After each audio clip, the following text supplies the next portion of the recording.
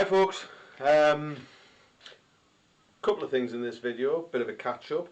The last thing you saw was making the mudguard.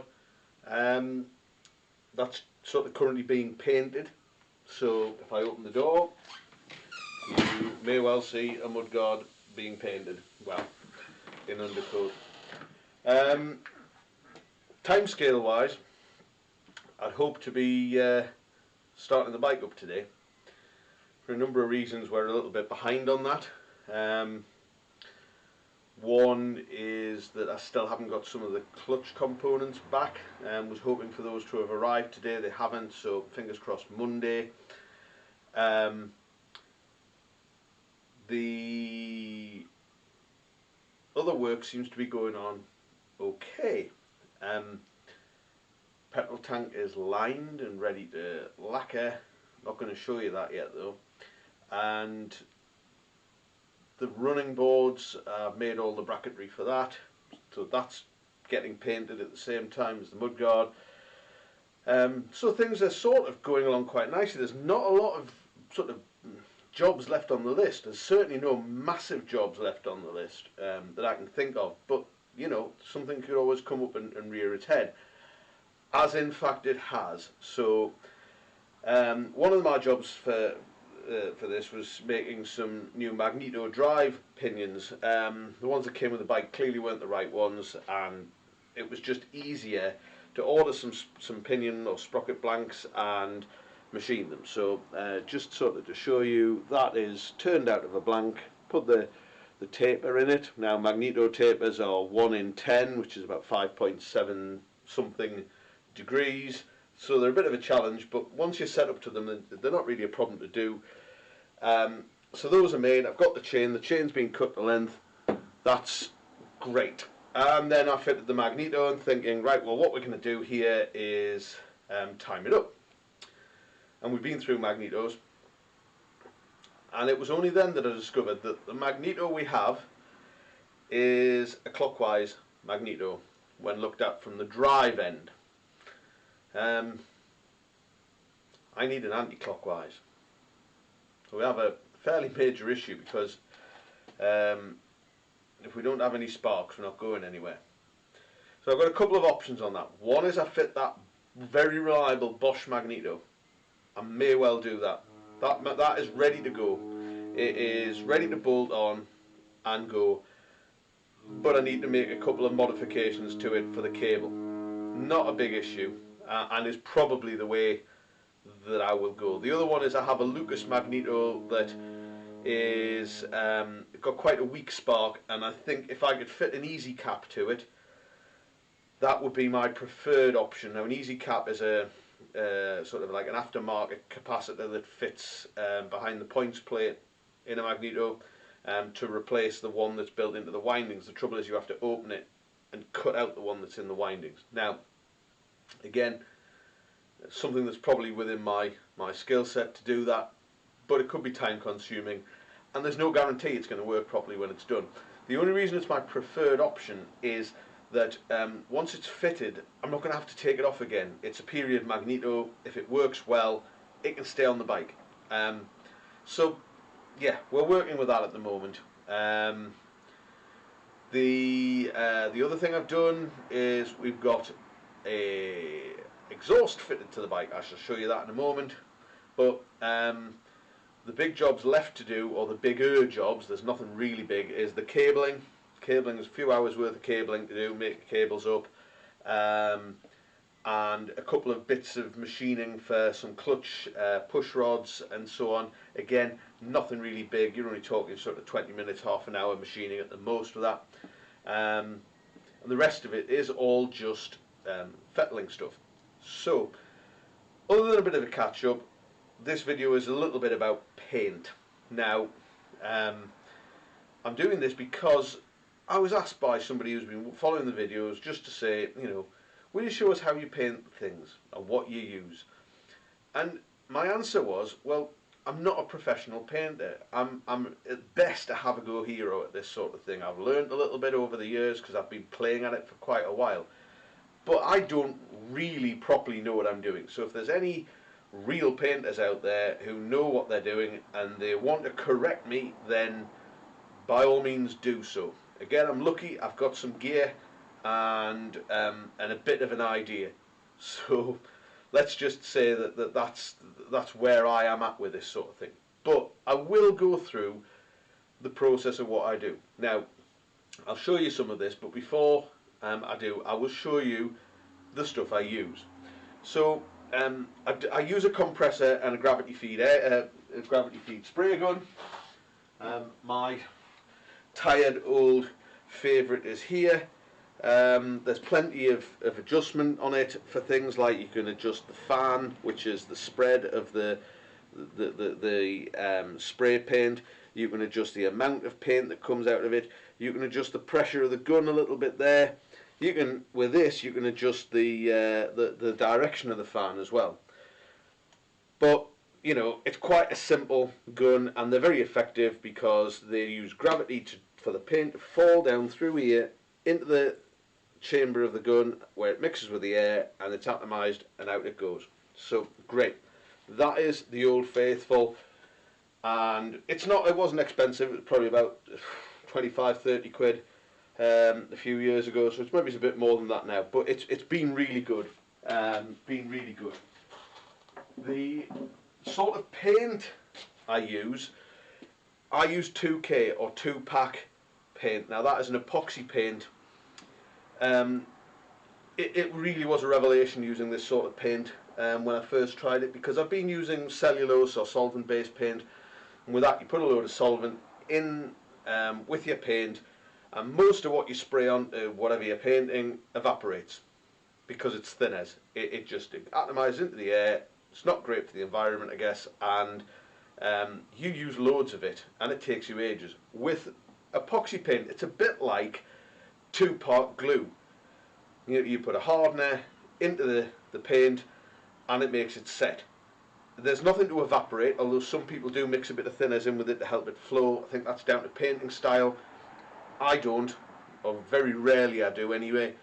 And the paint I mix it in mixing pots. There's a ratio, it'll tell you on it how much hardener, how much paint, and it's phenomenal. What you put onto that petrol tank, what you put onto that frame, whatever goes onto it. So you actually get really good finish quite early.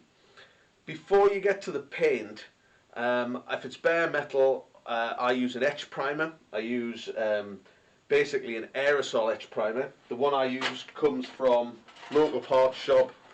That's it. It's just an basic etch primer. Works great. It's about a tenner a tin, I think, something like that. Fantastic stuff. It just puts a good key onto whatever it is you're painting.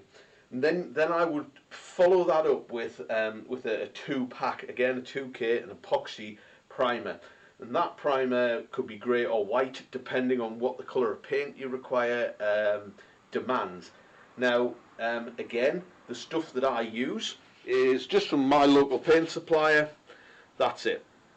That is a 2-pack high build primer. Now high build primer is a bit like paint spraying on body filler. It goes on really thick. That stuff is 4 parts primer to 1 part hardener, so it goes on really thick and you can sand it back. In some cases, you know, where there's some imperfections, you don't need body filler. You can get away with this stuff and just put it on. But again, you mix the hardener and you mix it to the filler or the undercoat, and there you go. And you put that on until it's right, and you've got to sand it in between. You've got to get your arm going and sand it. And I use these foam back sanding pads for most of my sanding. It's great. It just gives you some good sort of sanding pattern and get it all sorted out so you can get your paint onto it. Now I use 180 grit, but I do have some finer grits of wet and dry just before finishing coats or putting lacquers on and things like that for flattening back a little bit. How do I mix it and get the ratio right? Well, to my side I have a mixing pot. and these pots have graduations on them. Now again, these aren't expensive, but they are a complete lifesaver. You fill up your paint to the right required level, and then you fill up the hardener to the next. So if it's a 4:1, you'll fill it up to the 4, and then you'll put the hardener in up to the 1. Fantastic, easy to do. There's various graduations in case you wanted to mix up a full pot, full litre of paint, or half, or whatever. It's really good. Then when it comes to the paint, again, I've already covered this. I use the 2K paint, and again the graduations are on the tub on a different place. Stuff I use 2:1, 2 parts paint, 1 part hardener, and you put it on. Other than that, really, if you're patient with your sanding and you're patient with your painting, you'll get a reasonable job. And as long as you put enough paint on it, you can get it to polish up beautifully afterwards. Now, I'm really lazy when it comes to that. I don't like polishing, can't be bothered with it. I would rather try and get as good a finish I can out of the gun. So most of the stuff I put on, I don't do anything to it afterwards. Unless I make a mistake or get it wrong or get the pressure wrong and what have you. Loads of videos on YouTube about how to paint properly, and look them up. You'll get some great advice, great information, great tutorials. For me, I follow what I've done. Lots of what I've said. Lots of sanding, etch primer, high build primer, sanding, high build primer, sanding. Keep going like that until you're absolutely happy with what you've got. Once you've got it, you can maybe give it a very light sand with some P2000 or some very fine wet and dry, and then get your paint onto it. Now what I'm going to do is I'm going to show you painting a number plate, and it's the front number plate, or for most of it it is. So we're going to cut it out, and then we're going to go through the painting process. However, what I am going to do is I'm going to put the letters onto it, and I have to wait for the letters and numbers to go on, because the paint has to be properly set first. So I can't do that for a couple of days, which is a bit of a pain. But fortunately, I've done the back one already.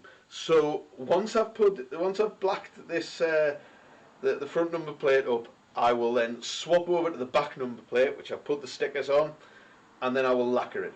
And it's as simple as that. Absolutely as simple as that. Patience is the key. So without further ado, we're going to go through the process. I hope you enjoy. Thanks for listening to me rabbit on. Thanks for watching.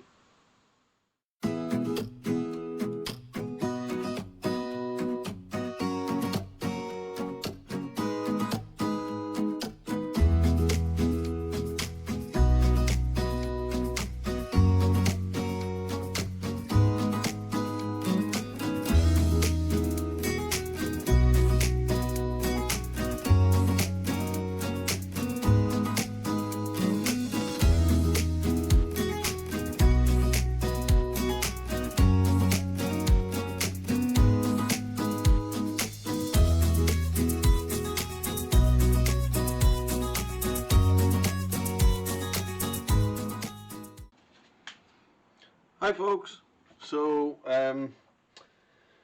we've got the primer on this. This is the etch primer's gone on, and this has now had a very light coat of high build primer. And when I say light coat, it doesn't really have any imperfections in it, so we're not having to sand lots of imperfections out or fill them. So it's had one coat of that, and looks pretty good, to be honest.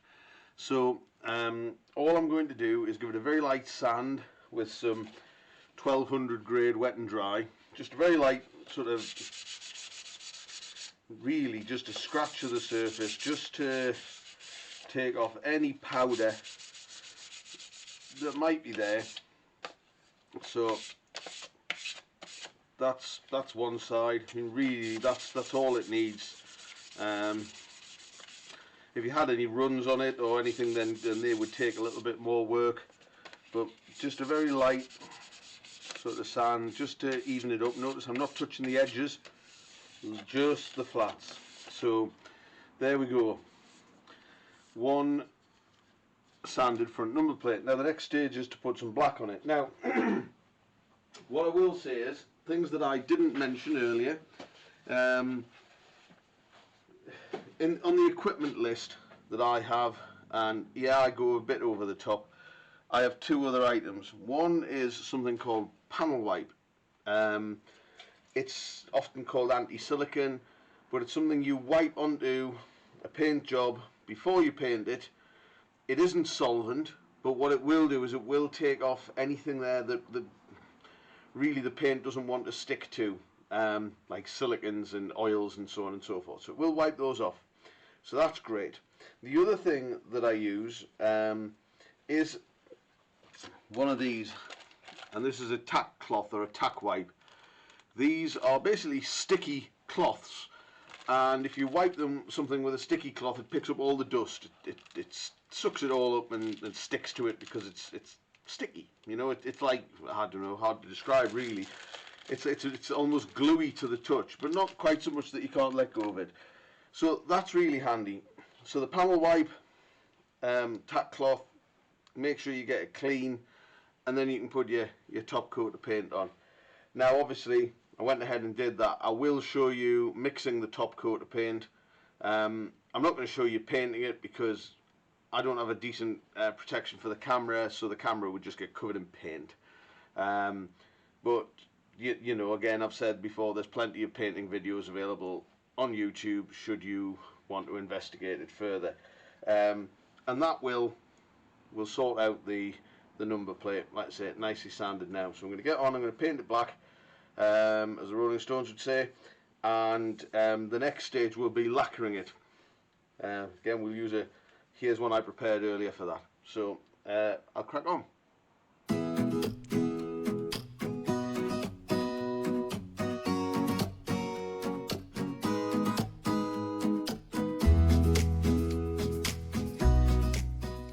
Right, we have here mixing pot with graduations on it, hardener, paint. Despite the look of the paint, there's still quite a lot in there. And the most important thing in my mind, a big lollipop stick. These are great for mixing. So first things first, I know this is 2:1 ratio paint, so lid off, give it a good stir. You always want to give it a good stir first. And we're not going to want a huge amount of paint for a number plate. So of the 2:1 ratios which are here, I'm just going to use probably the bottom two, the second one up, so it should be alright for that. So I'm just going to pour it in until it reaches that bottom graduation, just there. Lovely. Now the next graduation for the hardener is to there. So all we do, we fill the hardener up, fill it up with hardener.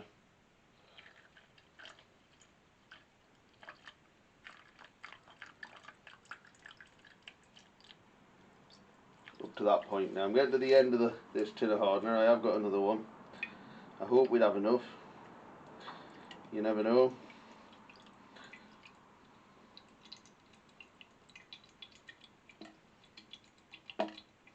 These tins are always really awkward for getting the last little bit out.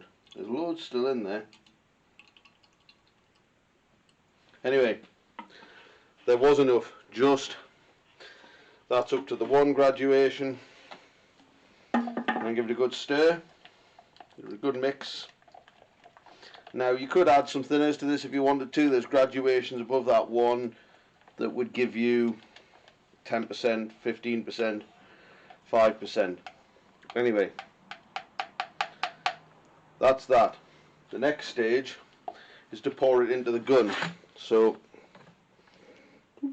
I have the gun held in the vise. I'm just going to zoom in. And it has a little filter, pot filter in the top of it. So when I pour this in,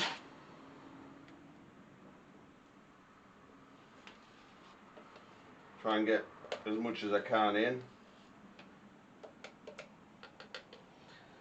That is now filtering that into the pot just to make sure in case there was anything lurking anywhere. It's fine. Put the lid back on the paint. Paint goes out the way again because we don't want anything getting in there. And then I keep the pot and the filter now it's finished, because as I'm cleaning up the gun I'll use that for the stuff. So that's now ready to paint. We have a black front number plate. Not bad. No runs as such, so it's okay, it'll do. The next job is to put the letters on. Now, sometimes I'll paint these if it's the right sort of thing to do. With this one, I'm using cut vinyl letters, the particular size. The trick is to get the spacing nice and even and so on. One of the tricks with vinyl, just get a cloth. One of the tricks with vinyl is to lay it up with a lot of soapy water, because you can then move them around a bit. So I like to get a good bit of soapy water on it and then peel the stickers off and put them on, move them around, squeeze the air bubbles out, and then hopefully you're sort of somewhere near where you want them to be. And you just put them down sort of quite gently. Now there's not a lot of space for them on here because it's quite a small number plate, but then they were quite small number plates, so you know, there's going to be a bit of a challenge, but we'll see. We'll see. Anyway, enjoy.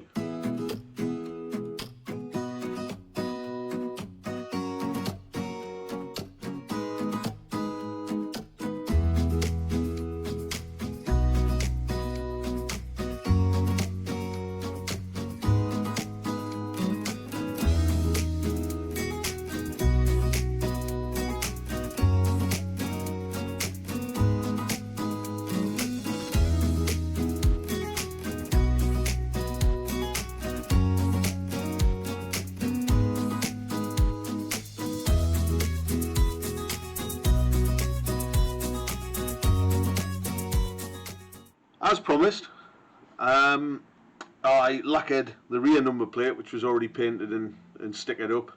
I've got to wait for the other one to dry before I can lacquer it, so that'll be another day or so. But just to show you the end effect, there we go. Nicely shiny.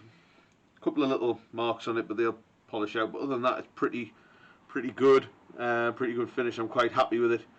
So the next thing to do is get that fitted to the bike. Brilliant. That'll do. Thanks for watching.